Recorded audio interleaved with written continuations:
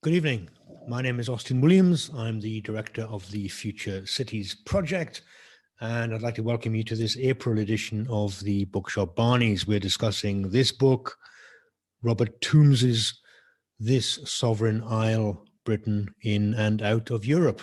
And the purpose of the Barney is really for the author to convince you to read it and to buy it, more importantly. And this one, I thoroughly recommend it for its eloquence, but also it's a really forensic investigation of Brexit. It reminds you, for good or ill, for either side of the debate, what we've all been through in the last couple of years.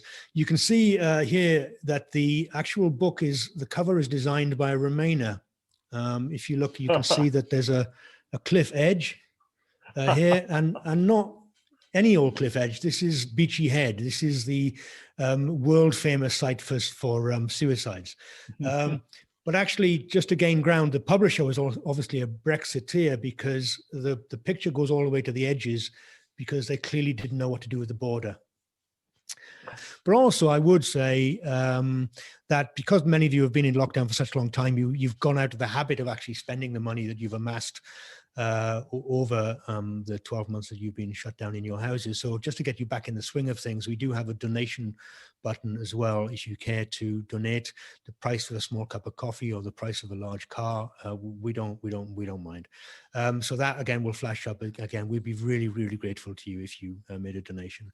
But Robert Tombs himself is a leading intellectual and the leading intellectual voice in some respects on the campaign for Brexit. He's fellow of St. John's College, Cambridge, and emeritus professor of French history. And famously, when Zhou Enlai, the premier of the People's Republic of China, when he was asked by Kissinger in 1972 what he thought about the French Revolution, he said, "It's too early to tell." Never let the facts get in the way of a good story, because he wasn't talking about 200 years hence the French Revolution. He was referring to 1968 student revolutions 4 years earlier. But it's still worth having the same reflection today about Brexit, not to be so quick to condemn after 4 years. So one thing that I would say about this book is actually it's a really very well studied and very well balanced approach to what's actually happened. And Robert addresses Brexit and COVID, kind of quite an opportune year to be putting his book forward. And those are seemingly disparate topics, but obviously both of them impact on freedom of movement. So lots to talk about. I will hand over to Robert to give us 5 or 6 minutes on the book. I will then ask him kind of several questions, 4 or 5 questions, and then out to you if you want to make comments or contributions. So what we'd like to do, first of all, is to unmute, if you would, and give Robert a rousing round of applause. It's always good to get the applause in first, I find. Grand. Thank you all very much indeed for that. Robert, if you would, over to you. Well, thank you. Well, first of all, thank you, Austin, for asking me. It's a very nice idea, and I'm very pleased to be here. Whether I shall still be pleased to be here in an hour and a half, I don't know, but at the moment I'm feeling very good about it. And thank you for your kind comments. Okay, this is a history. So, and a history is a story. So it's really meant to be a story of our whole relationship with Europe, though the first part is very much abbreviated, and then it picks up speed, or at least it picks up volume as we get close to the present day. But it is a story, though it's not told as a neutral, because I was a participant, but nevertheless I hope that it's accurate. I think I'd like to make 3 points about what is argued in the book. First of all, it's common, I think, or it was common on both sides of the argument, and it still is. I think it's very difficult for us to get away from the idea that Brexit is explained by British exceptionalism. We are different from those Europeans. Either we're different because we're attached to liberty, parliamentary sovereignty, national independence, democracy more than they are, or we're bigoted, nostalgic, racist, xenophobic more than they are. And I argue that, in fact, that's simply clearly not true.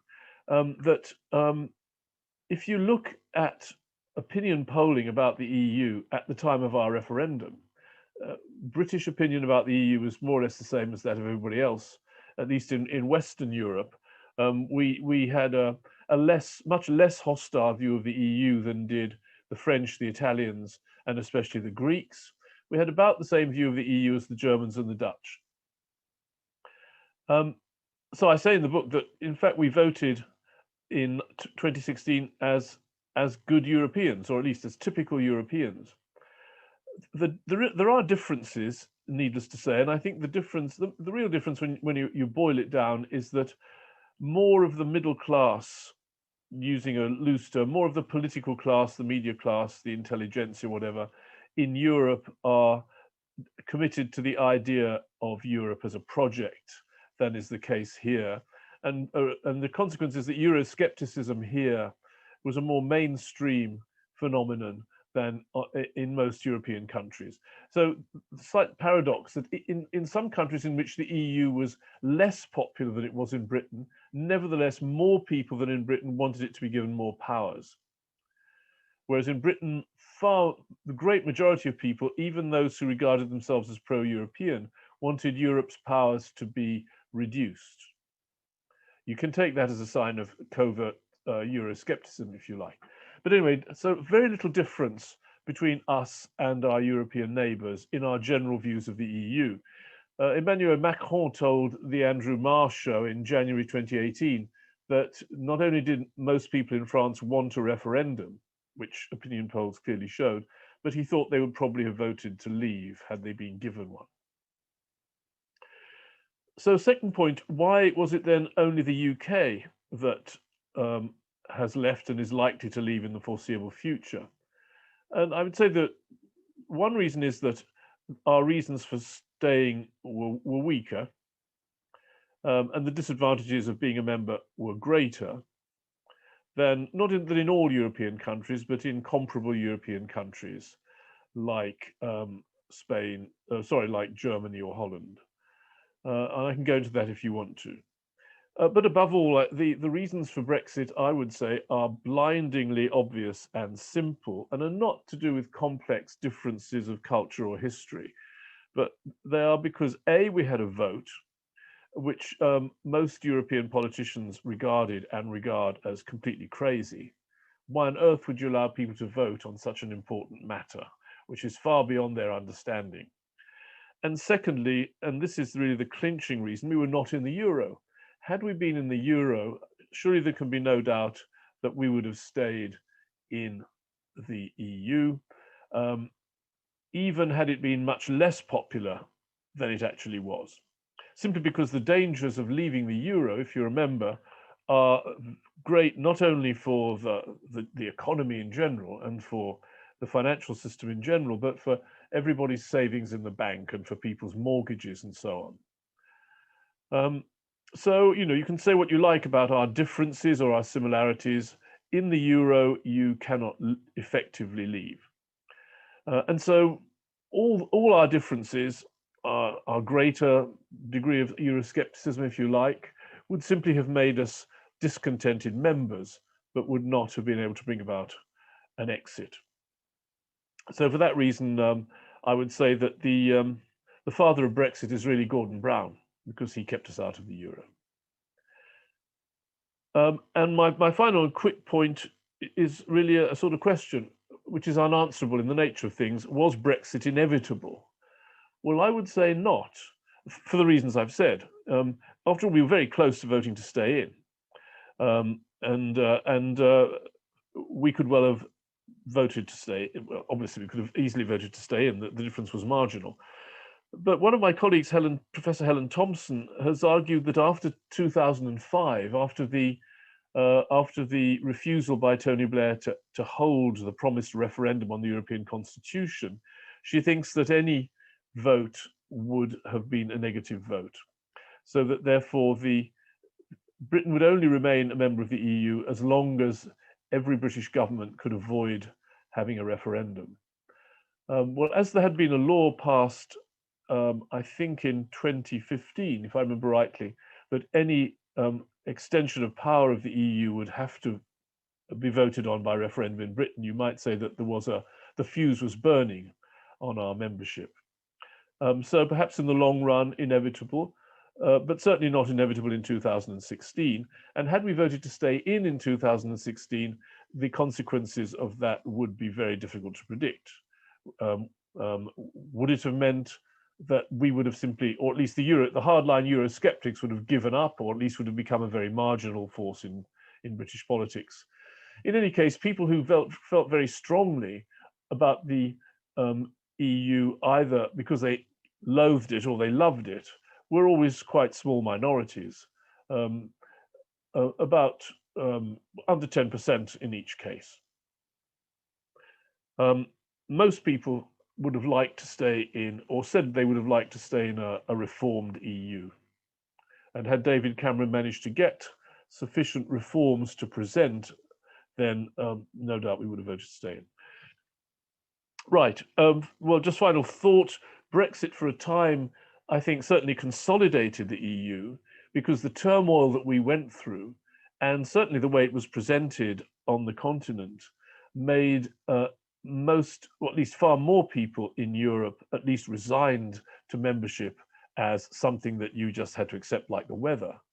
I think probably the problems with COVID and the vaccines have certainly shaken that. But the fact is, I think that no one else is going to follow us, at least not in the foreseeable future. Great. Thank you very much indeed, Robert. It's a very good start, very good introduction. If I just go through the book, not necessarily in order, but I'll pick up a couple of issues that you raise. You start by arguing, which you talked about in the British exceptionalism conversation, you argue that about 50 years ago or so, in the run-up to Britain's entry into the common market, that it was hoped that, quotes, membership of the EEC would be a cure for the nation's post-imperial mindset. And you kind of were arguing that by joining, it would give some power and authority to combat the malaise arising from the end of empire, etc. That joining the EEC was driven by a nostalgic obsession. So I was just wondering, if nostalgia, in some respect, which you say was for a golden age, was a reason for joining, how on earth did Remainers manage to turn nostalgia into a central criticism for those people who wanted to leave? And I suppose the second part of that question is that you suggest that actually the sense of declinism at the time was overstated. So I just wondered if you wanted to give us some padding on that from your opening couple of chapters. Yeah, well, I'll try.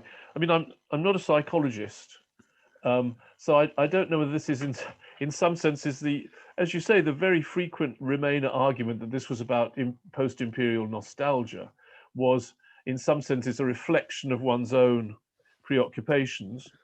It's possible. I think more likely it was just a handy stick with which to beat Brexiteers. I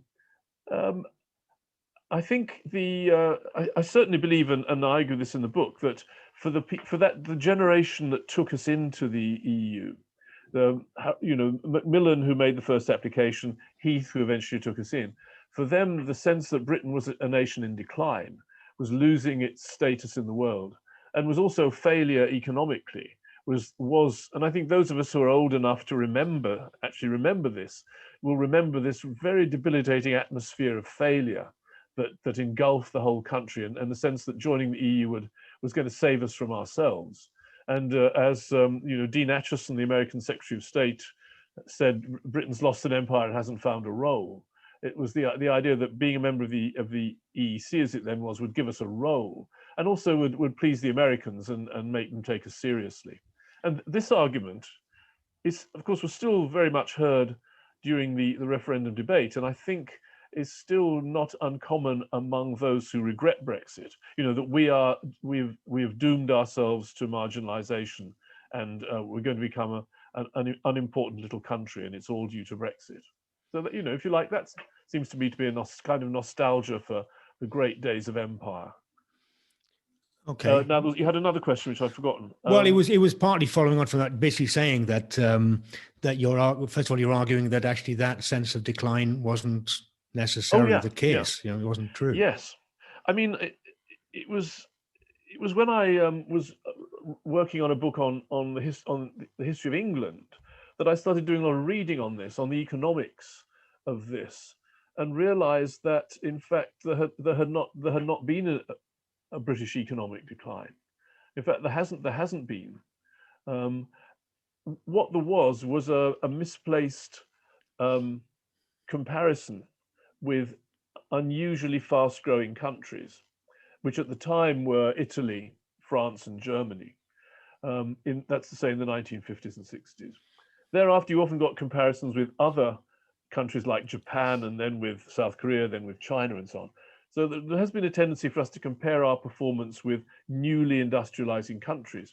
And in the case of the European countries, it was those who were going through a very exceptionally fast period of growth in the post-war period, partly because of recovery from the war, and partly because of simply of modernization. So in the case of France and Italy, the rundown of a mainly agricultural workforce and its transfer to industrialization, which Britain had done a century earlier. And so we mistook this for a sign of our failure, whereas in fact it was a sign of a one-off burst of growth on the part of our neighbors, and ironically, as soon as we joined the EC, that stopped. What the French call the 30 glorious years were from 1944 to 1974. And of course, we joined in 1973, just as the 30 glorious years came to an end. Okay, well, we won't jump to the end of the book and give away the answer, what happened. But the point I was raising about, how people talk about nostalgia and how the Remainer attitude has changed, the inversion of political positions today compared to then is actually quite interesting, because you talk about the opposition, the chief opposition to the 1975 referendum were the left, the Labour left, Ben, Foote, and all those, and Scottish nationalists, as well as Enoch Powell and the far right. And I'm just wondering what were the, let me put it this way, the reasons why lots of the left this time around, 2016, didn't support Brexit was because they deemed it to be a nationalist cause. So I was wondering how it played out in the 1970s. How did the left and the right differentiate themselves, or was it not an issue? I mean, I think it was, yeah. I mean, in a way, if you regard it as purely a battle of ideas, in some senses the ideas haven't changed. It's just that some ideas have got more important and others less. But sort of the opposition of the left, which still exists, then it was a majority, now it's a minority. That's what I mean about sort of is essentially that the EU is a capitalist organization which prevents you from adopting socialist measures, which I think it clearly is. So you could say what happened is partly the Labour Party abandoning, or most of it abandoning, socialism in the Blair period, and therefore seeing the EU as an expression of its newly found devotion to free markets, free trade, and so on, globalization. And another change within the left, which is to a large degree its abandonment of the politics of class, which of course was its policy in the 60s and 70s, and the greater adoption of a politics of identity, and therefore somehow being able to identify the EU with internationalism and the left, and particularly I think identifying Brexiteers with Farage and the right is what it seems to me, more than any real attachment to the EU as a real system, explains the change in opinion of the left. And the other thing is, which I suppose I sort of referred to when I talked about the Blair period, that was a bit before that, is that the EU comes to be seen as the defender of workers' rights and of green issues and so on against a right-wing government in Britain. So you could say that the EU is seen as a way of winning the argument on certain issues that you might not be able to win at the ballot box. Yeah, you're kind of suggesting that in some ways the Labour Party were given the opportunities to bring in policies by the back door without the need for the, as you say, referenda or elections. And you're also saying the trade union movement were bought out by various heads of commission coming over, Jacques Delors and all the rest of it coming over and promising to be the mainstay of defender of workers' rights. Yeah. Well, Jacques Delors very explicitly saying, let's make Europe the defender of workers' rights. And I think that was obviously very, at the time of Thatcherism, which was apparently riding roughshod over workers' rights and seemed to be unbeatable politically, then of course it's very tempting to say, well, we've got another political arena in which we can play and which is much more favorable to us than the one at home. And especially if you start thinking that the British electorate is pretty hopeless, it keeps voting for the wrong people. And the basket of deplorables, as Hillary Clinton put it, you better to find people who are more in sympathy with your progressive ideals than is your own electorate. Okay. Okay. Well, I mean, there's people better placed to discuss and raise some questions on the economy than myself. So I'll let that one float out there, except for the fact that you do talk about the European currency integration. So you've mentioned it in your introduction, which obviously Britain did toy with, UK did toy with until Black Wednesday, yes? Yeah. And the point being is that the European ideal, which is part of that kind of myth or reality, depending on which side of the fence you sit, of strong nations, strong currencies coming to the aid of the weaker nations, clearly under the mantle of European solidarity, poorer nations in many respects have actually become more indebted to the central bank. And you say that the introduction of the euro brought negligible benefit, major disadvantages, and huge dangers, brackets, except maybe for Germany. So you look at the refusal to join the single currency, as you just mentioned, as being a real benefit. One of the best things you say that Britain did in relation to the European Well, I quoted Union. Ed Balls on that. Exactly, but but I think your heart was in it. Yes, it was. He was right on that. So I just wondered, but you also say in your introduction that the Brexit wasn't inevitable. I wondered whether you kind of hint that the European monetary integration is almost doomed to fail in some respects. There's such a tension between the kind of exchange rates and the internal workings of nation states that there is a sense of underlying tension which Britain managed to escape from. So. Am I putting too many words in your mouth? No, absolutely right. I mean, I think there's a lot of, and there was at the time, which I hadn't realized before writing the book, a lot of economists were warning about the dangers of a single currency, because the EU was not seen as a natural currency area, because of very different levels of productivity and economic development between different parts of the Eurozone. Obviously Holland, Northern France, Western Germany, highly productive, very rich, etc. Southern Italy, parts of Spain and Portugal, Greece, relatively undeveloped.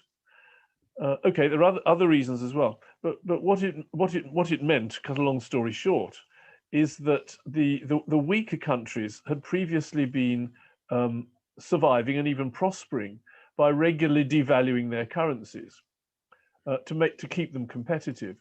They were no longer able to do that.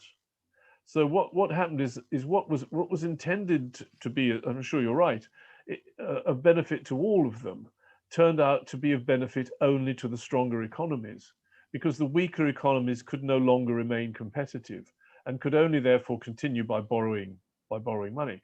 And I think that's very obvious. In fact, I came across a German study which is very, very striking, which worked out how much certain countries had gained and lost since the introduction of the euro, so over 20 years. And every German, if I remember rightly, had gained 24,000 euros, I think it was.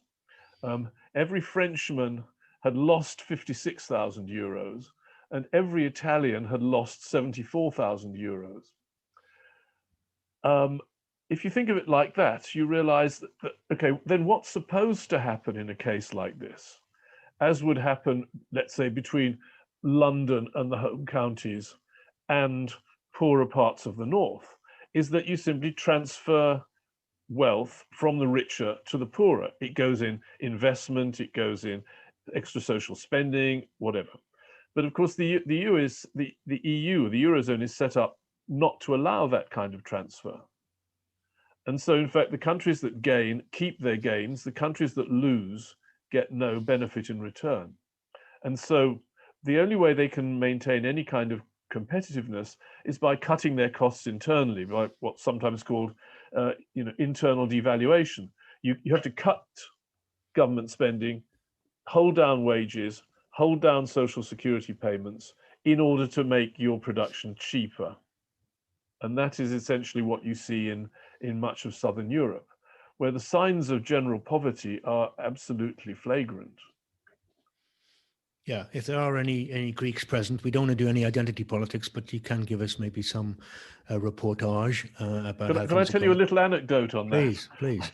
I'd said something like that at a public, and a young woman at the back put her hand up and said, "Well, I'm Greek, and I'm in favour of the EU." So of course, what did I say?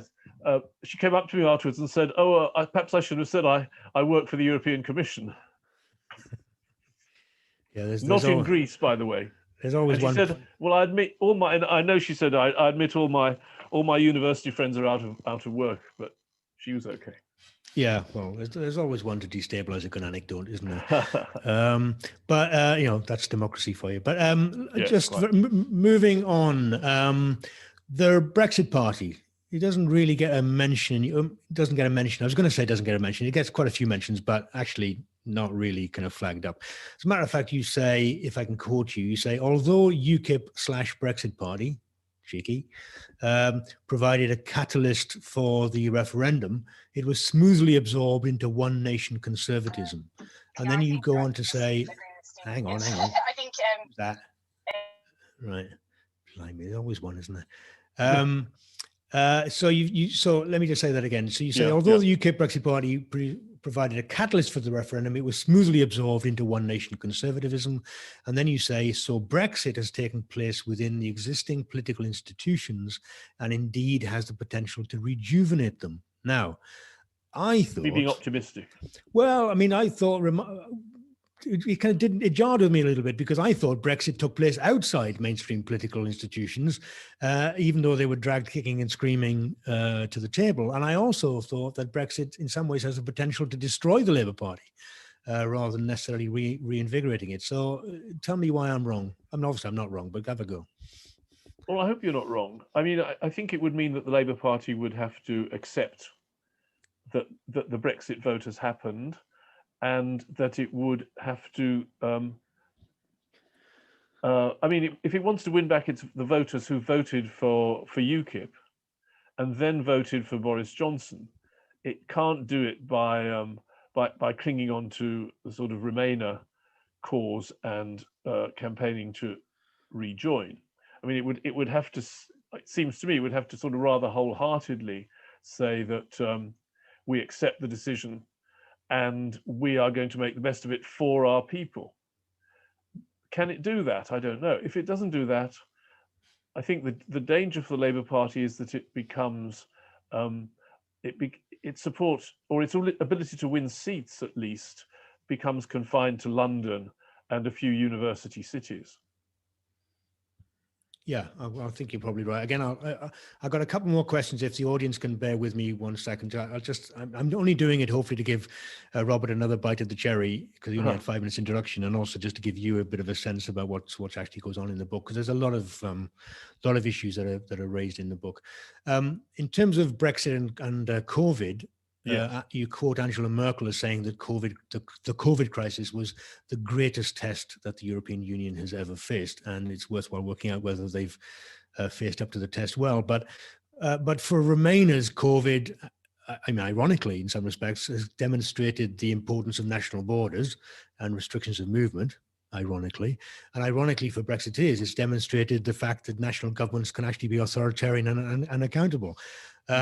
So I just wondered what you think about that kind of contradiction, but also the fact that you had Brexit January 2021, and within a couple of weeks you have you go from take back control to stay home, save lives. And I just wondered what you think about that, what's happened to the national conversation as a result of that, Yeah. the potential and then the withdrawal of that potential.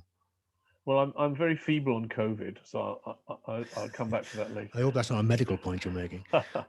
I've had my jabs now, but I mean, I think one thing it shows is how unpredictable the future. Of course, all historians, I think, know that you can't predict the future. That's why historians always say we don't do that. And it shows how how fragile any political system is in the face of the unexpected. I mean, if you just imagine if Johnson had, having refused to take part in the EU's vaccine procurement program, had then failed, had AstraZeneca failed, had we been short of vaccines, had the EU, on the other hand, found itself rolling out French-made vaccines, Sanofi and so on, you can imagine that Johnson's future would have been completely, he might well have been out by this time, and we'd be lining up to ask to rejoin the EU. It would be a proof that nations on their own are incompetent, and that only by getting together can they be effective in the face of international threats like vaccines. As it is, as you suggested, it seems to have shown the opposite. It seems to have shown, and even EU member countries seem to be doing this now, are going their own way because, you can make quicker decisions. You can act in the interests of your people faster than if you are a great convoy proceeding at the speed of the slowest member. But it could easily have gone the other way. Had it not been for Kate Bingham, had it not been for Sanofi not managing to produce a workable vaccine quickly, we'd be looking at an entirely different political picture, it seems to me. And this is not, you could say this is luck. You can hardly overestimate the importance of circumstance in history or politics, I think. Does it prove that the EU is incapable? Well, no, because they could have got the vaccines if they'd done things a bit more effectively, and they the people at least would be able to say, well, it worked pretty well on the whole. And of course, in a year's time, they might say that. Who knows? But your other question was about what? Well, I think, I think you've kind of generally covered it. I don't really want to hog you. I don't mean to hog you. I want to open it up. But let me just ask you one thing about, which actually was a very interesting conclusion. So there you are saying that historians shouldn't predict the future. As you say in the book, you then go on to write your last chapter, which is a little bit of future gazing, which is always interesting. But you say that what's been exposed and what the precedents are, you say that there's a succession of the wealthy, the splintering of economically successful people who have moved away from a shared national identity, which I think is very interesting. You also then quote Paul Collier, who says that maybe the European Union project was simply a convenient justification for them to withdraw from obligations to their fellow citizens. So we now have this very strange situation, don't we, of almost like, I don't know whether the word exists, but like a denationalized section of society within a newly democratically legitimated sovereign state. And that's quite a tension where the leadership or sections of society in many ways are diametrically opposed to the will of the people. So I just wondered what you thought that might bode for the future, if you want to hazard a guess. Well, I'll hazard a guess. I mean, I don't think, I mean, we for a long time, we've had deep divisions within the political class. Not a very good term, but going back centuries, we've never been able to say, well, everybody agrees. We're not like Sweden or Denmark, in which you can assume that most people have very similar ideas. We haven't for a very long time. But I think it's probably new to this extent that a very large number of people preferred membership of a confederation or a federation to the decision made by their own electorate. Okay, so because it was a very slim majority. Had it been 60-40, would it probably have been different? And yes, I think there is certainly, globalization has created people whose sense of the world in which they function is international. I think that's clearly so. It's not particularly a British phenomenon. I think it's probably at least as great in other countries, if not greater in some. So we do have an international elite, which, you know, Theresa May was much criticized by saying, if you think of yourself as a citizen of anywhere, you're a citizen of nowhere. And I think that the truth in that is that citizenship is not just a matter of how you feel or where you go. It's also a matter of the duties you accept, you know, to pay taxes, to take part in politics, to join things, and to, you know, do things within your community. I think it's often quite tempting, and for people like me certainly, to think, well, you know, if I wanted to, I could work in France, or I could work in America, or I could work in a lot of places. You know, why should I particularly be concerned with what happens in the north of England or in Scotland? Not my problem. And I think there is, you know, that we have gone quite a long way in that direction, as have other Western countries. Whether there's a movement against that now, and whether globalization has reached a peak, as some people say, is likely to recede, we shall have to see. And whether Brexit will mean that people are more alienated or are more willing to accept membership of the country is, you know, one of these questions you can't answer. The one thing that I do say in the book, which again I was rather surprised to find out, is that more British people live in other English-speaking countries than live in the EU. You might say, well, that's not terribly surprising.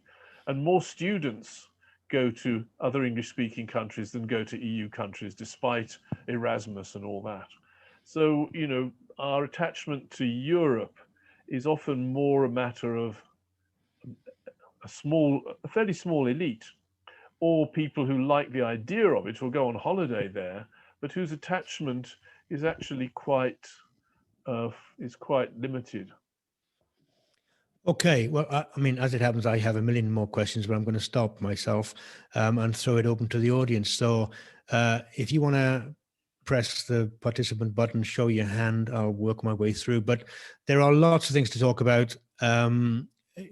Within the book, there is one or two odd mentions of Northern Ireland, obviously, prior to actually what's happened in the last couple of weeks. Yeah. But there's also the consolidation of supranationalism by other means in some respects, by, you know, the COP26 and environmental conversations and the European Court of Human Rights. There's lots of conversations which I think we can draw on. But if there's also things that you want further dealt with and questioned with what's been said so far, then please raise your hand. So I've got two people with hands raised. If I take these two, hopefully more will materialize. So if I give you these two, Robert, we'll take it from there. So we've got Richard Bradford, please. Yes, good afternoon. Good evening, Robert and Austin. Hi. One of the last points you made, Robert, was about a lot of EU countries under the COVID scenario at the moment trying to go their own way and sort of not exactly breaking up the union, but you know, trying to act independently. Now, back in 2016, the way I was looking at it was that was comparing the EU to a company which had grown and grown and grown to a size which if a company had done that, it would have become ungovernable, and it would have sold off bits of itself to function independently. In fact, I'm not sure whether AstraZeneca isn't a product of ICI at one time. Anyway, so the point is that the companies get to a point when they grow and grow and grow and become ungovernable. Has the EU become grown and grown and grown to become ungovernable? That's the basic question. That's very interesting. I'd never thought of it in those terms. Hang on, Robert. Ponder on still. Oh, yeah, Ponder on yeah, still. Yeah, I'll take the next person, which is Paul R. Is that Paul Reeves or Paul R? Paul R, yes.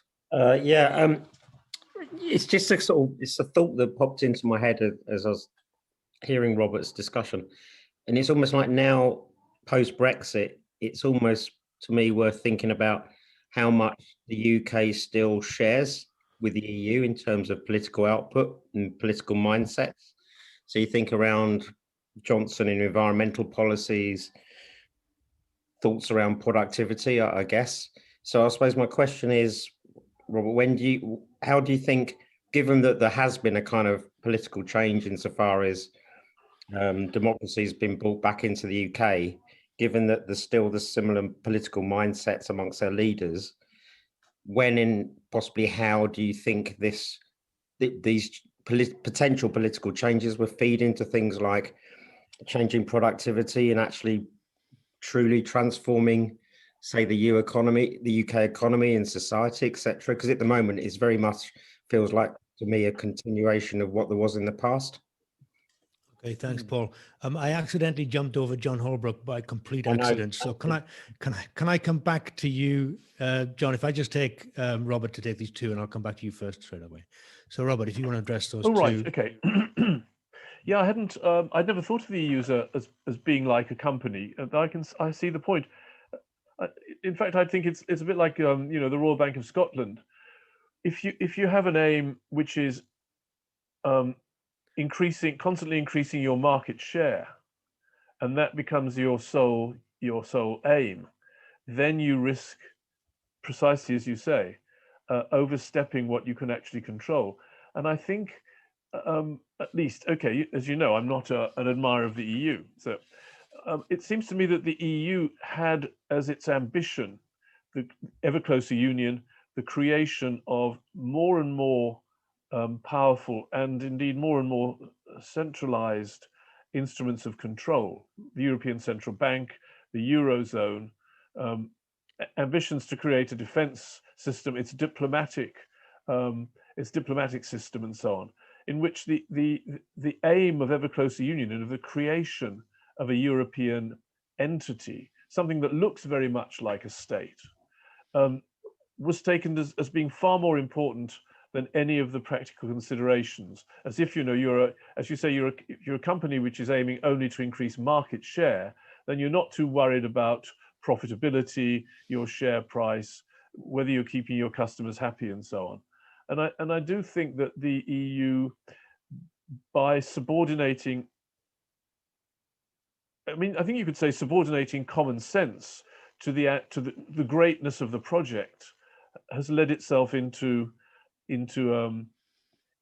serious difficulties. Now, if you're a company, you can go bust, or you can go, you can sell off bits, as you said. The problem is the EU can't really do that. I know that it's been suggested that the Eurozone should be broken up into maybe 2 or even 3. You'd have a northern Eurozone, including Germany, Scandinavia, Holland, and you'd have a southern Eurozone of the Club Med countries.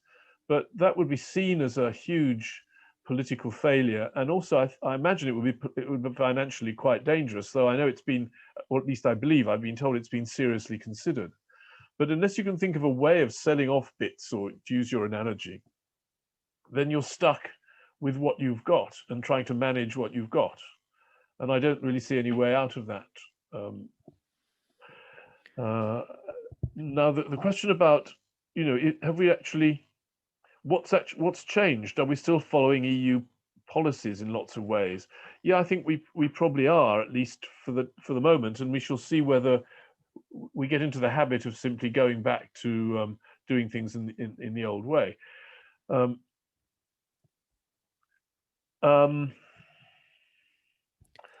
That's an answer, things Robert. like productivity and I don't think that EU policies are really all that effective at increasing productivity. Otherwise, the idea was that creating a single currency would create greater efficiencies, and that therefore the less productive parts of Europe would catch up with the more productive, but they're not.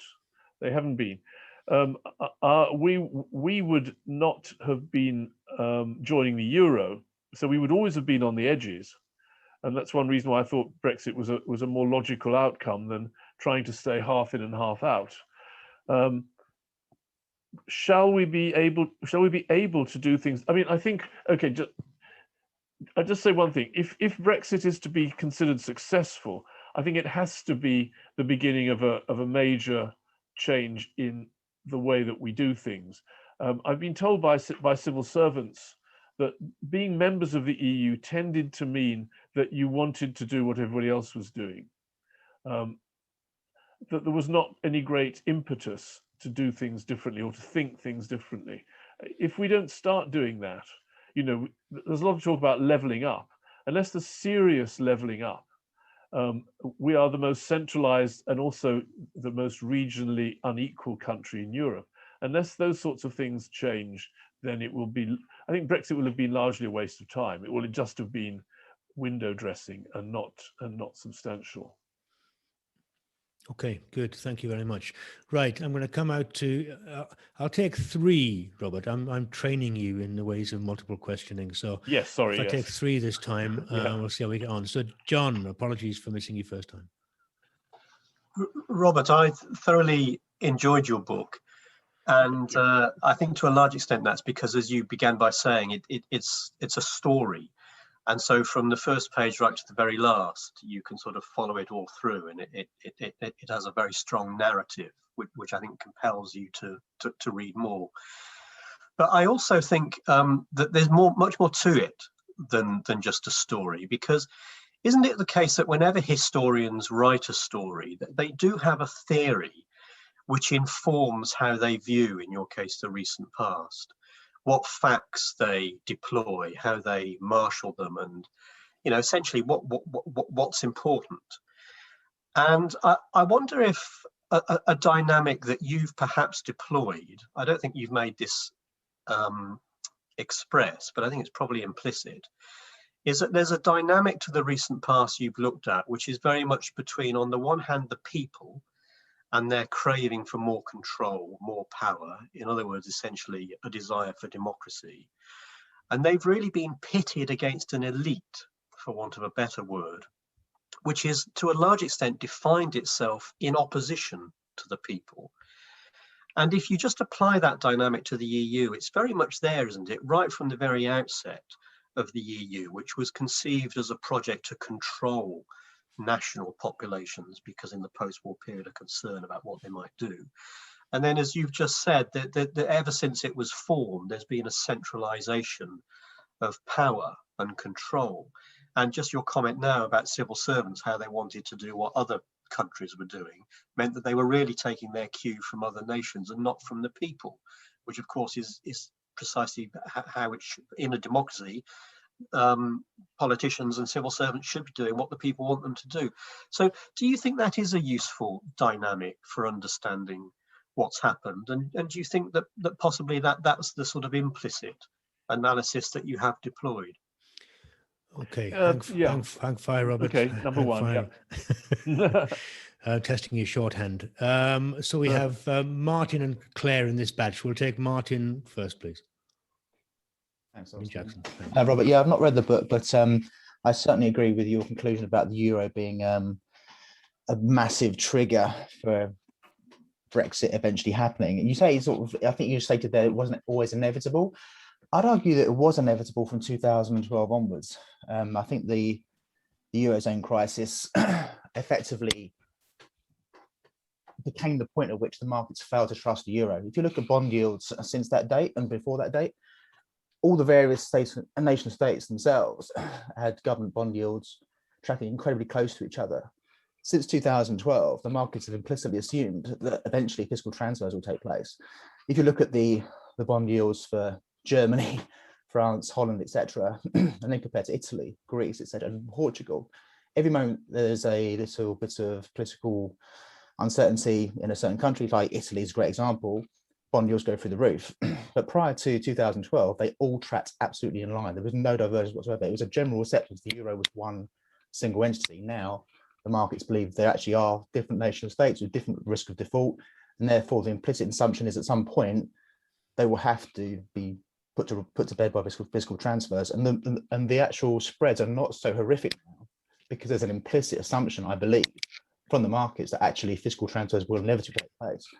And if that weren't the case, Britain would always have pushed back against that, would never have joined the euro on those terms anyway. So there might be, I think it's inevitable we would have left once 2012 Eurozone crisis hit. We were always going to leave. Okay, Martin, thanks. I mean, Robert does do quite a large section on the tensions implicit in a single unitary currency and the nation states revolt against that in some respects. But we can come back to that in a moment. We'll take Claire, and then I'll come back to Robert. Thank you. Really enjoying the discussion so far. Robert, you say that a lot of history is driven by accidents, and maybe the European Union would have come across the vaccine first.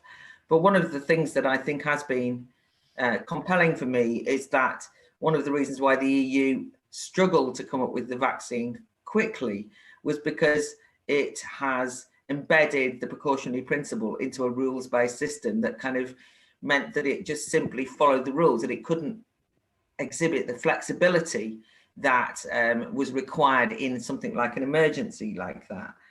And in this instance, the UK, freed from that, was able to behave more swiftly in a different way, push forward, get rid of all the precautionary principle rules that you need when you're developing new medicine that have got in the way, those regulations.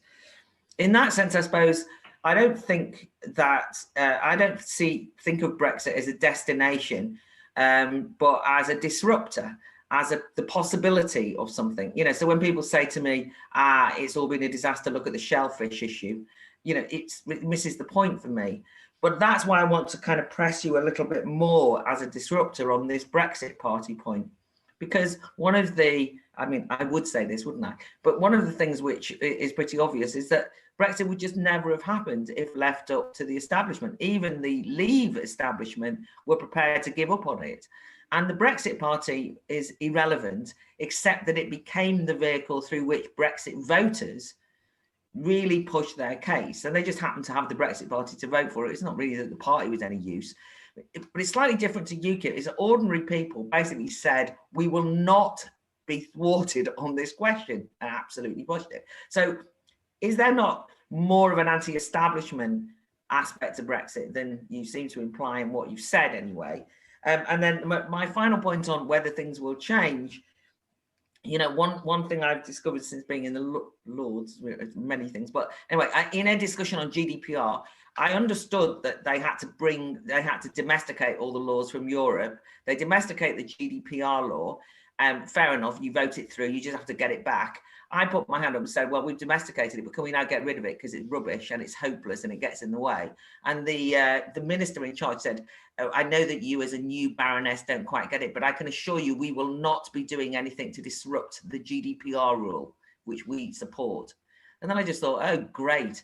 We have got domestic accountability to a certain level, but we've also got a political elite that don't like the disruptive aspect of Brexit and aren't prepared to go along with the real meaning of what Brexit could deliver in terms of being daring. I just think they haven't got the nerve.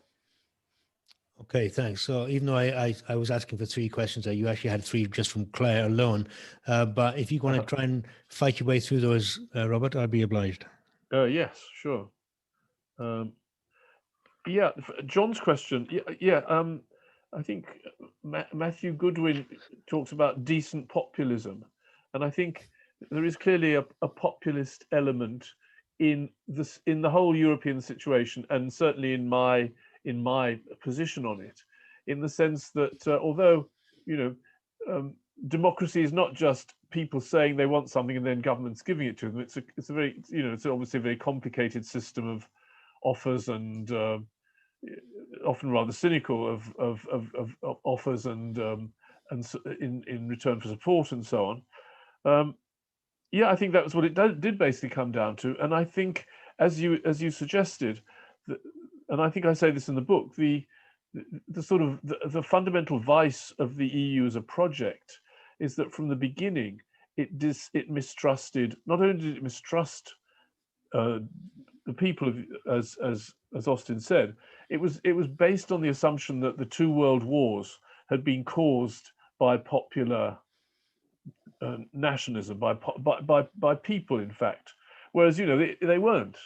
The First World War had nothing to do with popular choice, and the Second World War, Hitler would never have come to power had he not been brought in to a coalition by disgruntled conservatives. The Nazis never got a majority of votes, and the people of Germany as a whole did not support a war policy. That's pretty clear. But the the assumption was, as I think you said, that people were dangerous, and that you'd got to create a system which would somehow remove decisions from the people who did not know enough, or who were not trustworthy enough to take major decisions. And I think that's got into a position now in which the whole project really can only continue because people can see no alternative, or are afraid of the possible alternatives, rather than feeling a genuine commitment to the system as it works. Okay, our system is clearly very imperfect. They all are. But I think nevertheless, people feel, I remember Paul Bew, the historian, saying, people in this country don't trust politicians, but they do trust their institutions. And I still think that that's true. You know, you only have to walk past Parliament and see how people turn up there. You know, you have a sense that this is a real place in which people's opinions are expressed and things are debated and decided, which, I mean, I know France well. You never get that feeling in the French Parliament. It's not there that things take place. Whereas there's a strong commitment here to the idea of a democracy. And therefore, I think people, as others have said, a lot of people did not like the idea that the opinion that they had expressed legally by voting was going to be somehow fudged. Okay, so I agree basically with you, and I admit to being I hope a decent populist, but a populist in that sense. Martin's question, I mean, Martin clearly knows a lot more than I do about this. And I was going to ask you if you thought the question could be solved. I mean, you say, you know, the obvious answer is that there have to be fiscal transfers. If there aren't, can this be somehow done surreptitiously by the European Central Bank buying up everybody's, you know, lots of government bonds, and somehow keeping the whole thing floating on new money? I just don't know. I don't know what all these huge balances mean, or if it's just kept going forever. I just don't know. And I wondered whether you think that it's a sustainable system in the next few years. Robert, I'll come back. I don't think anyone knows. That's a scary thing. Oh, right, okay. I don't think anyone knows the answer. I think the Germans are on the hook for huge amounts, obviously through Draghi's buyback scheme. Yes. No one fully understands what they're on the hook for. And the idea that we can continue as we are, as someone that's lived in Italy myself for 5 years, for example, I know only too well how that country's suffered. Yeah. You just cannot continue on this same path, because the North and the South will continue to diverge at a rate that we've already seen, and potentially even greater rate. And what the outcome will be, I don't think anyone knows. That's the scary thing. I think Brexit getting as far away from the Eurozone was actually the best thing that could have happened. Hmm. Well, thank you. That's not reassuring. But thank you. It's useful to hear your view on that. There seems to be a hope that there's a sort of conjuring trick can somehow do it forever, or at least until the present lot are no longer in power. Yeah, Claire. I mean, you put it very well when you talked about being disruption, a disruptor, and I guess that's what I was trying to say earlier, but I didn't hit on the right word. Yeah, the Brexit Party clearly was the means which prevented the existing parties from somehow burying the whole issue. I mean, the Conservative Party, or at least the Conservative MPs, as we all know, were in majority in favour of remaining, and would have wanted to somehow prevent Brexit from meaning anything more than, at most, a nominal change without any real meaning. I agree. And Brexit Party meant that was impossible, and that they realized that they were facing political extinction if they didn't change their direction. So that I think is absolutely true. I mean, I've heard it said that you know, much of the, and you say it's your experience. I mean, I haven't the same experience as you, obviously, but that there is still an entrenched resistance to allowing a disruption to take place. So, you know, I think when sometimes people say, well, why don't you Brexiteers stop banging on about this because you've won? Well, not really. And I think it will take years for this to be either a success or a failure. And partly because the existing generation of those who actually run things were, in their huge majority, against leaving the EU.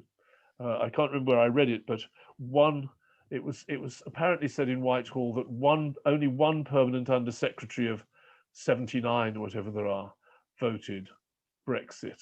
And you can see how David Frost seems to be in a very isolated position. So yeah, it's certainly, it seems to be in the balance. Thanks, Robert. Very useful indeed. As it happens, I've got a request from Alistair Donald, who's co-hosting this meeting. He wants to abuse his position and ask a question, but he can't put his hand up. And I also have a very detailed question, which I'd mess up if I read it out, from Vanessa within the chat. So I don't know whether Vanessa wants to ask as well. But before I take those two, let me just go through who I have here waiting. Got Catherine first, followed by Kevin. Hi, thank you for the discussion so far. It's been great. It's my first time coming onto one of these forums, so I'm really enjoying it, especially with quite different views to some of what's been said so far. I was just interested, I haven't read the book yet, and I'd just be interested in your opinions on the Northern Ireland question. So obviously Brexit's happened. What do you think is going to happen next? Will there be an independent Ireland, or a unified Ireland, an independent Scotland? I'd just be interested in your views on that. Yeah. Very good. Thank you very much. Followed coincidentally by Kevin Rooney. Can you hear me, Austin? We can indeed, can indeed. Let me ask a cheeky wee tiny question before I get to my big question. It's just about the title of your book, Robert. I really like the title of your book, but I wondered, have you had any flack from Ulster Unionists about it in terms of the Sovereign Isle? I think you should keep your title as it is, because I think it's a wee bit of a Freudian slip perhaps, and I like it. But anyway, here's my main question. And funny enough, it follows on from that woman, Catherine, who I don't know, but I like their question. So Austin raised something brilliantly interesting when he was asking a question, when he talked about the idea of identity and positions flipping between, say, left-wing positions, what used to be called the Labour Party, and Conservatives. And basically, Austin was suggesting to you, and you were agreeing, that effectively the left and the Labour Party are almost conservative now and stuck in a particular identity. And that makes the Brexiteers more radical, breaking free, if you like. So that's dead on. I really like that as my start. Now, I listened to you at the policy exchange discussion, and it was you or Lord Frost made the point that you would sum Brexit up in one word, and it would be either consent, the vote, or democracy. And I like that. And I love what Claire just asked you earlier. Or she suggested that Brexit was a disruptor. It was about shaking things up. Now, I want to tease out a division here, I think, that exists between Brexiteers.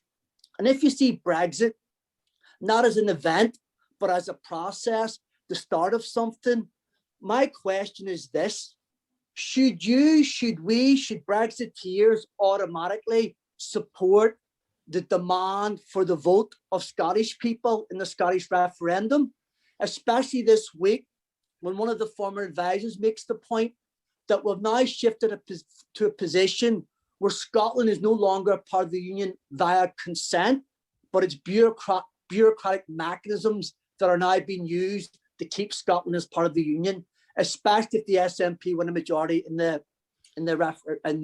elections coming up. And my final point, of course, I'm going to mention the border poll. Now, is it the case that if you're a Brexiteer and you really do believe in democracy and you want to overcome the wee problem of the protocol, which some people have a problem with, that you put it to the people, that you'd exercise consent and you give them a border poll in the north of Ireland? Yeah. Okay, good. You stopped there, right? Thanks, Kevin. Lots and lots of points. And by the way, for anybody else who wants to raise their hand, we do take comments as well as questions. You haven't got to frame it necessarily in that way. But I think apologies to the people who are already with their hands up. But if I just come back to Robert, because there's a lot on the table there from those two contributions. Yes. Yeah. Okay. Yeah. Very, very important, and good that they, by accident, you coordinated two questions on the same subject. First of all, I mean, on the question of democracy, yeah, I think very clearly, if the people of Northern Ireland and the people of all the people of Scotland voted to leave the United Kingdom, then the United Kingdom, or if you like, the rest of the United Kingdom, would have to accept that, should accept that. and I hope would accept it in a more generous spirit than the EU has accepted Brexit. And I think it would be in our interest to make sure that we remained on the best of terms with an independent Scotland and an independent Ireland. Though I expect there would be plenty of people who would like, for understandable reasons, just as the EU has, for understandable reasons, wanted to punish us for leaving. I mean, I think that the great mistake, you could say, of British politics over the last, 150 years was not to give home rule to Ireland in the 1880s. But there you are. There you go. That was a terrible mistake, as even King George V said. I think people realize. Okay, now what will Brexit do to this? On the Northern Ireland question, well, we shall know in, I guess, when a lot of documents, secret documents, are published in 30 years' time, what was really going on behind the scenes. But it seems to me that the EU, whether with the willing cooperation of the Dublin government or by putting pressure on the Dublin government, use the Northern Irish border issue as a weapon against the UK. As for Scotland, I think Brexit makes Scottish independence much less likely, and it also probably makes Irish unification less likely, which is a rather heretical view. At least it's not the view that's generally expressed in the media. But it seems to me that EU membership has tended to encourage separatism, simply because for a small country to become independent within the EU is a very easy option. You know, you become like Luxembourg or you become like Slovenia. Very nice. What's the problem? For Scotland to take the plunge and break away from the UK without being sure that it could join the EU or without already being an EU member would be such a dangerous thing to do that I don't think the Scots would do it. I think the problem, therefore, is as would have been the case had we voted to stay in the EU, you would be left with a member of the UK, which was discontented and didn't really want to be in it, but was stuck in it. But I think Brexit is likely to make that, if it's successful economically, especially, is likely to make that less of a problem. And if the EU becomes less attractive as a destination, as it's been making itself over the last few months, it's bound to reduce support for Scottish independence, as I think is already being shown in some of the polls. Ireland, well, again, if the people of Northern Ireland thought that unity with the South was desirable, they will vote for it. And the Good Friday Agreement requires the British government to carry out a border poll if it looks as though the majority is in favour of that. That I think, if I remember rightly, the Northern Irish Protocol also requires the Northern Ireland Parliament to vote for it to continue or not to continue after a period which I can't remember. So the people of Northern Ireland will have a voice in their destiny. The thing is, of course, that they don't at the moment. This has been imposed on them by the EU and by the UK, agreeing to adopt the Northern Ireland Protocol. I think it was unnecessary. I think it could have been handled in another way, but that was not in the interests of the EU, and that's why we're in the position we're in. Is that a sufficient answer? It is for me. It is for me. It will never be for Kevin, but we have to continue this discussion down the virtual pub at the end of this meeting. So look, let me come out again. If Rush will bear with me, I'll take Alistair, and then I'll come on to you, Rush. Thanks, Austin, and I'm really enjoying reading the book, Robert. It's fantastic. Oh, thank you.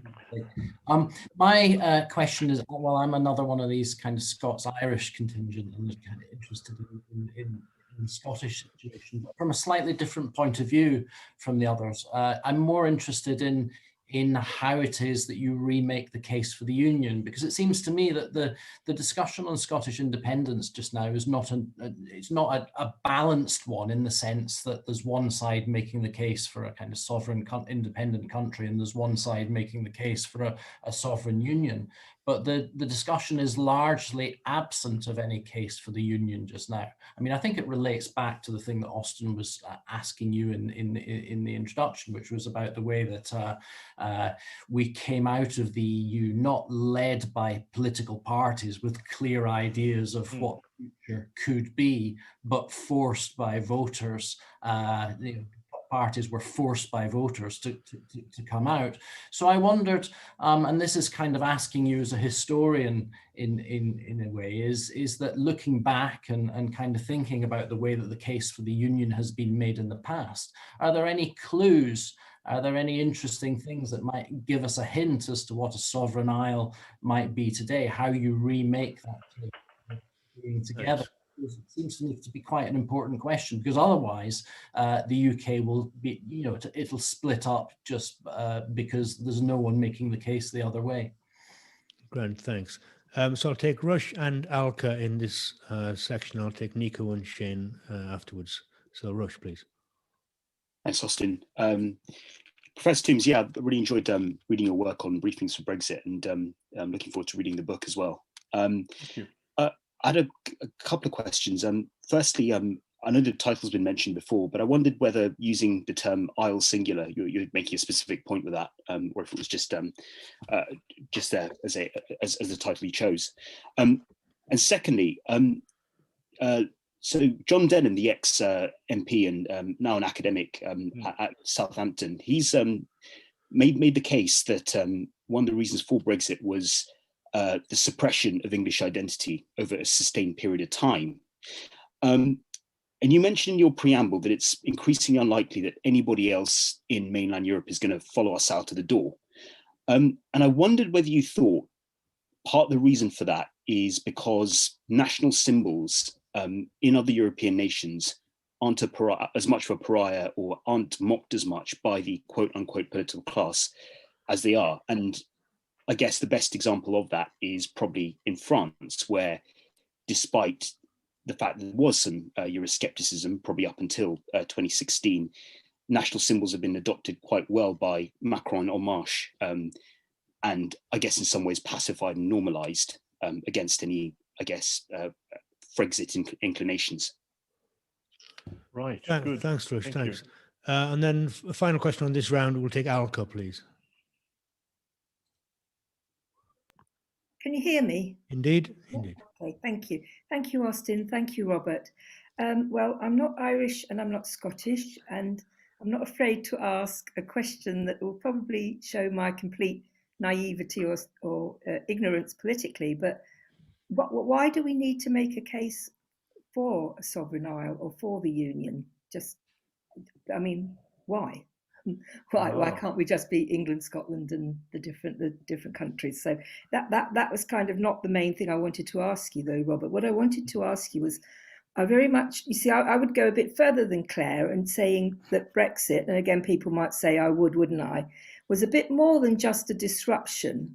I think it was actually a glimmer of people, both the people who voted to remain and to leave, of people actually becoming just a little glimmer of being agents, if you like, on the stage of history after a very long time of waiting, long time passively in the wings. And I think that's kind of what I think gave a lot of the animus to a lot of the public discussion.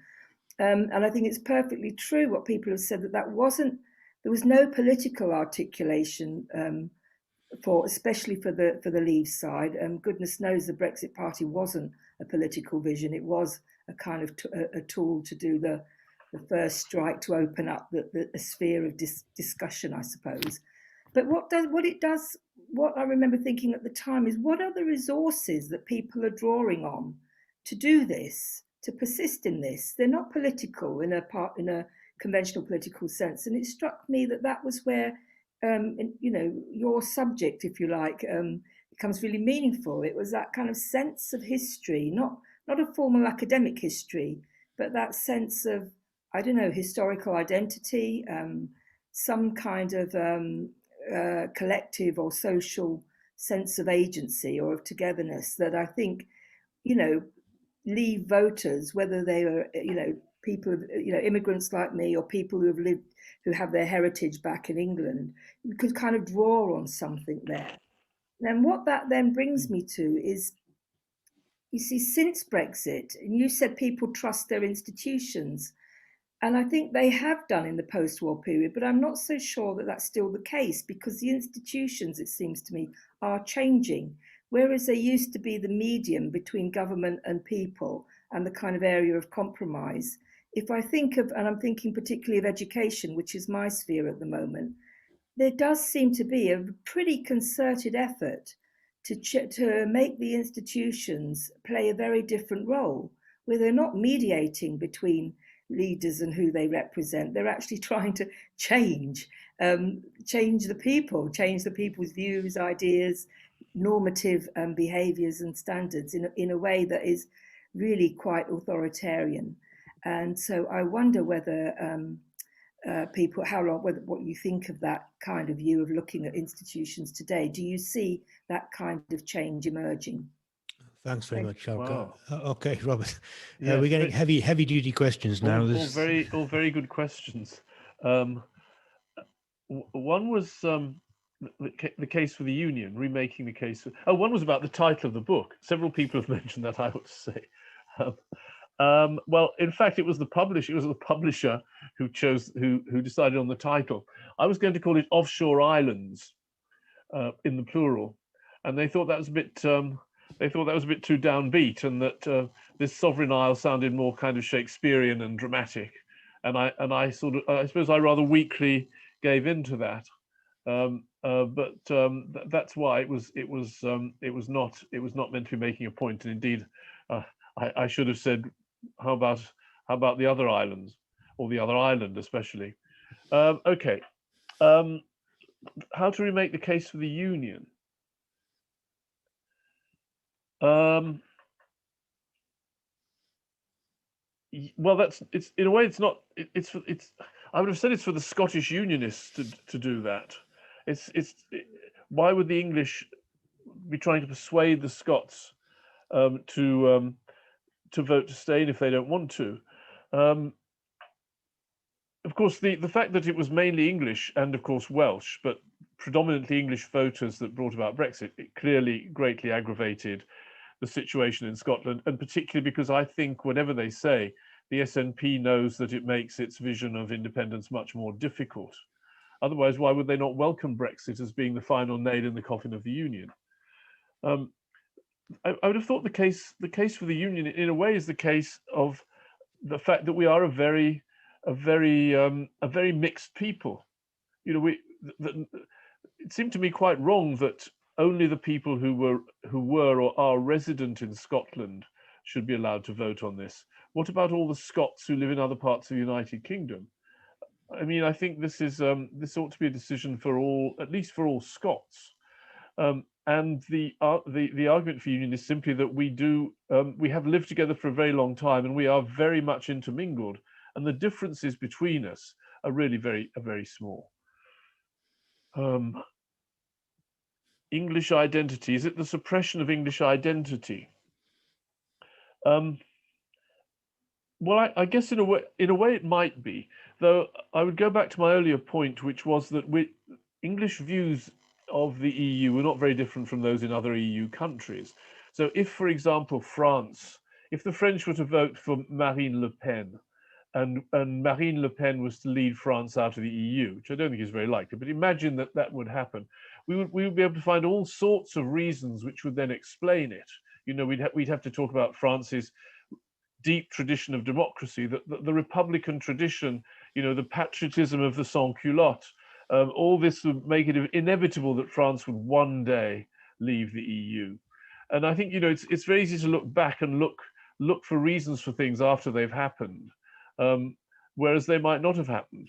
And I think, you know, France and other countries in the EU have a sense of national identity at least equal to ours. But they, for a number of reasons, either do not want to abandon the EU or feel that they cannot. And an obvious reason, let's say in the case of France, is I think any French person would admit this, is really a fear of Germany. Is not that the Germans are going to invade them again, but that Germany is just too big and too close to be allowed not to be part of a European system, which the French desperately hope helps to control it. Of course, it could be the other way around. It could be that it's giving Germany much more power. And that's one reason why quite a number of people in France are having second thoughts about the EU. But as long as they believe that it defends France against potentially hostile forces, and as long as they believe that France is one of the two dominant partners, then they will not leave. But many ordinary French people would want to leave. It's really the elite that is attached to the EU. Why would we bother making a case for the Union? Alka said. Well, I mean, I think in a way, you could think more of a threat to the Union would be if English voters get fed up with it and put more pressure on successive governments to reduce spending in Scotland, let's say, and who say, why bother? Let them go. It'll save us a lot of money. We won't lose anything really, and so why bother? Why not accept that the Union is dead? I suppose in my own case, it's partly sentiment, and partly a feeling that we're better together, to use that rather cheap slogan. And also, I suppose, hard-headedly, I'd say, do we want an impoverished, badly governed state on our borders? No, I don't think we do. Should it be more than a disruption? It was people feeling they were agents. Yes, I think that's perfectly true. I recently read a book by the former French ambassador, who was very anti-Brexit, and she made a very revealing statement. She said she'd been talking to people during the campaign, to leavers, this is, and one of them said to her, it's going to be bad if too many people vote, because a lot of the people who will be voting, a lot of people who would then vote Brexit would be people who don't usually bother voting at all. In other words, people who've dropped out of politics. And it would be a bad thing if these people came out to vote. And of course, that's precisely what happened. The left behinds and so on, who actually for once thought it was worth it. Where did they get the energy from? I think I absolutely agree with Alka. There is deep down this sense of solidarity, or at least a wish for solidarity. And I think a sense that if your own country was not going to stand up for you, you couldn't expect anybody else to do it. And a kind of trust, which probably goes back a long way. You can say what you like about the way we've handled COVID, but the fact that so many more people in this country have had vaccines shows, whether rightly or wrongly, a degree of trust in government to do the right thing, which in many countries you just don't get. I know it's true in France. A lot of people are just refusing to be vaccinated because they don't trust the government to be looking after their interests. And that we somehow still trust each other is a very important thing. And I think in some ways the vote draws on that. A French friend said to me, well, the reason why the French won't vote to leave the EU is because they prefer to be governed by Brussels and by their own politicians. Whether that's true or not, I don't. But that anyone could say that seriously tells you something about the state of politics in some of our friends' countries. Where does it all come from? I think probably a sense that we kind of are part of a community. But as I said earlier, I think I was saying in reply to Rush's question, yes, there is an English identity, and yes, it has in some ways been kept in the background.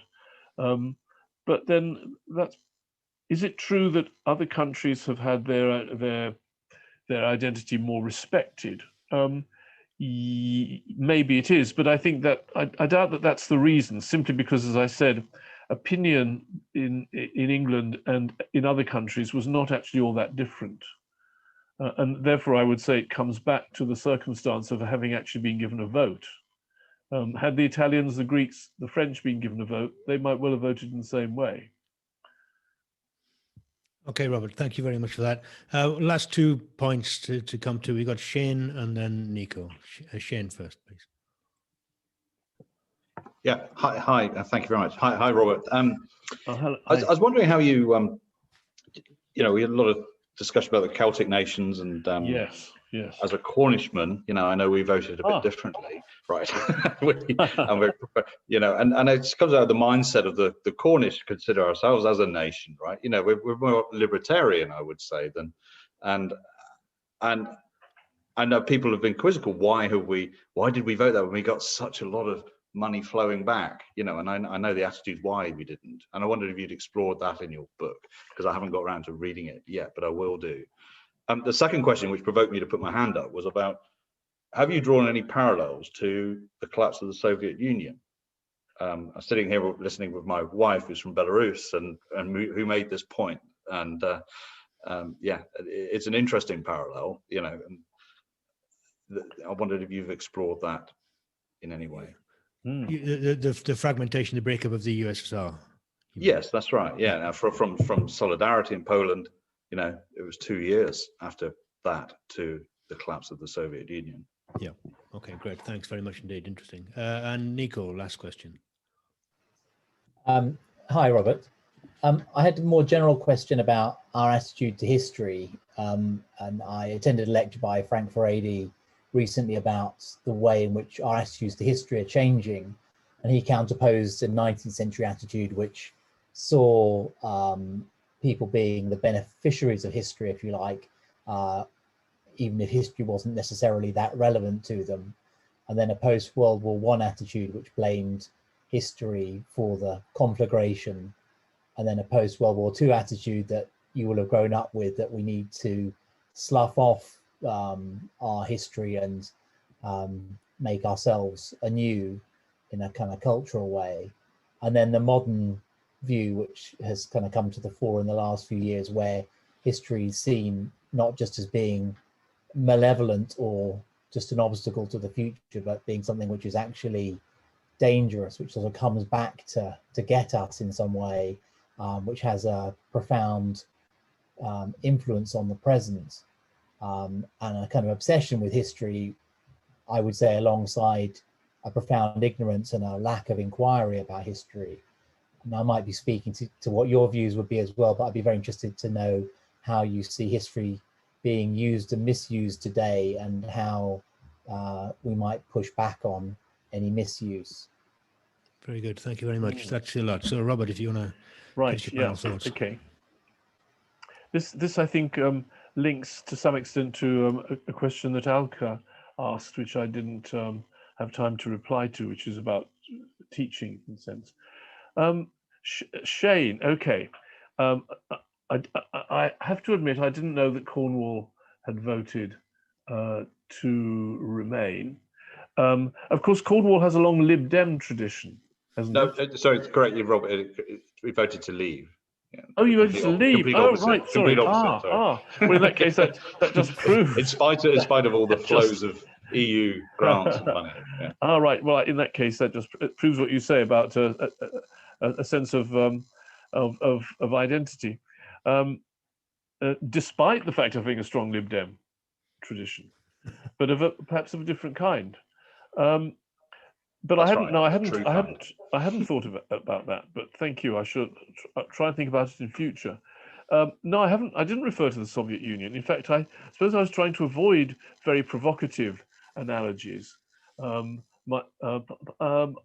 because my publisher said, you should be writing a book that will bring people together. So I didn't compare the EU with the USSR. Well. It's a very good question. I mean, the USSR, I suppose, essentially, had long lost the support of its peoples, had lost any sense of its historical destiny, which had been so important to it, and then was an economic failure.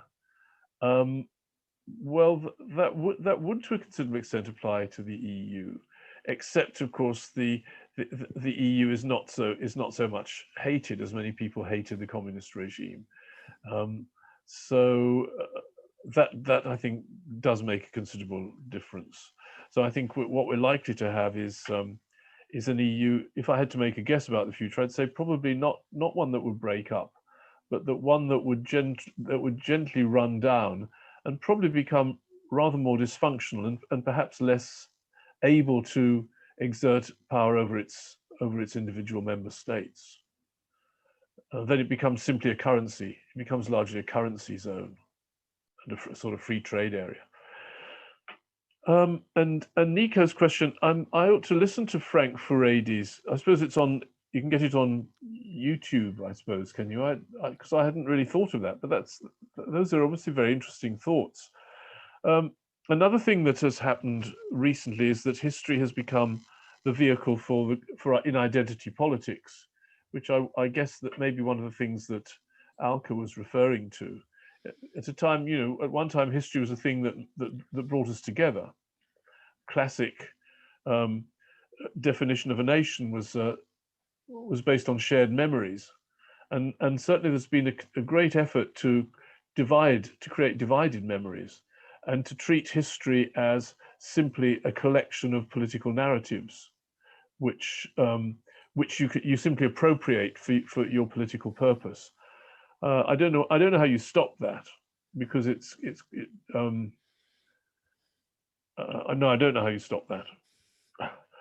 And I suppose I can only hope that rather in the way Claire Fox suggested, that a sort of galvanizing effect of Brexit might be to make us feel that we have more in common and more to be defended. I mean, I guess one reason why Brexit was divisive was precisely because it either really was, and certainly was seen to have been, a reversion to a more patriotic sense of national identity, and not one that wanted the nation to disappear into a larger entity. And it seemed to me that much of the animus on the Remain side was really had very little to do with the EU, but had a lot to do with not wanting the country to be governed by people like Nigel Farage and Boris Johnson. And I think that is still there, obviously. Great, Robert. Thank you very much indeed. That was terrific stuff. I think you do one line in the book, which from a former president of the European Commission back in 1975, where you say he complained that the vote or the decision in the referendum shouldn't be left to housewives, but decided by trained and informed people. And even though we've talked about how politics has shifted over the last 50 years, actually some things remain pretty much the same in that respect, don't they? So that idea about being an elite, as you say, the splintering which has happened in society. So rather than bringing together, that splintering is still carrying on apace.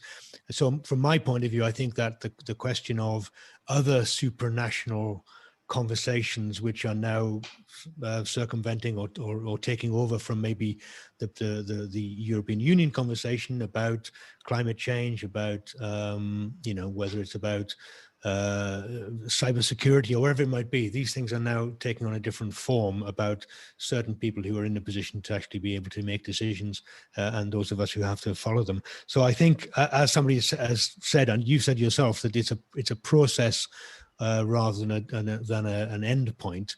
That process, we haven't won it yet. In some respects, I think the fight still continues, and yes. And I think your book is a phenomenally interesting and useful contribution to that fight. So from me and from everyone here, hopefully, and there may be some people who dispute it, but it's a terrific book. For those people who've made their contribution saying, I haven't read it yet, for God's sake, hurry up. For the rest of you, please buy. The Amazon link is on the chat now, so you may disapprove of Amazon, but find it yourself from your local bookshop. But have a read. It's a terrific read, really detailed, forensic analysis. It's a tremendous reminder of what we've all been through, Remainer or Brexiteer, and it just gives you a certain sense about what the conditions were and what the fight was for. So thank you all very much. Robert, terrific. Can we all unmute again, please, and give a round of applause? That was great.